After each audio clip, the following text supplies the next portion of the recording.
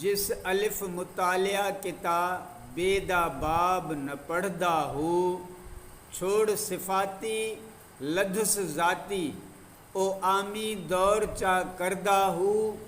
नफ्स अमारा कुतड़ा जाने नाज नियाज न धरदा हो।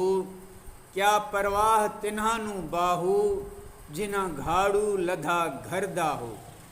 तर्जुमो, इश्क व मार्फत जे दरसगाह में जैं सिर्फ़ अलिफ याने इस्म अल्लाह जो मुतालियो कयो, उनखे ॿिए जे बाब पढ़ण जी ज़रूरत न थी रही ऐं उहो उन्हीअ खां बेनियाज़ रहे थो।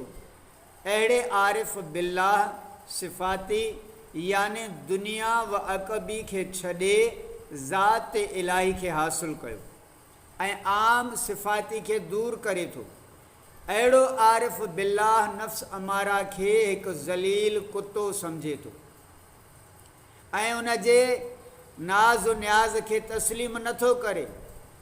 ऐं बाहू, अहिड़े ख़ुशनसीब आरिफ़नि खे कहिड़ी परवाह जन पंहिंजे घर में कारसाज़ याने मुर्शिद कामिल खे हासिलु कयो। जीम, जंहिं दिल इश्क ख़रीद न किता सो दिल बख़्त न बख़्ती हू। उस्ताद अज़ल दे सबक पढ़ाया हथ ॾितुसि तख़्ती हू। बरसर आया दम न मारी जान सिर आवी सख़्ती हू। पढ़ तौहीद तां थी वासिल बाहू सबक पढ़ी वे वक्ती हू। तर्जुमो, जंहिं दिल इश्क ख़रीद न कयो सा दिल बदबख़्त आहे। मूंखे अज़ल जे उस्ताद सबक पढ़ायो, मुंहिंजे हथ में दिल जी तख़्ती ॾिनी ऐं फरमायाई त जेसिताईं राह इश्क ऐं वहदत में पूरी सख़्ती न अचे तेसिताईं पंहिंजो दम न हणजांइ। ऐं बाहू, इश्क जो सबक वक़्तु पढ़ त जीअं तौहीद हासिलु करे असुल ज़ात हक़ सां वासिलु थी वञे। जीम, जंहिं दिल इश्क ख़रीद न किता सो दिल दर्द न फुटी हू।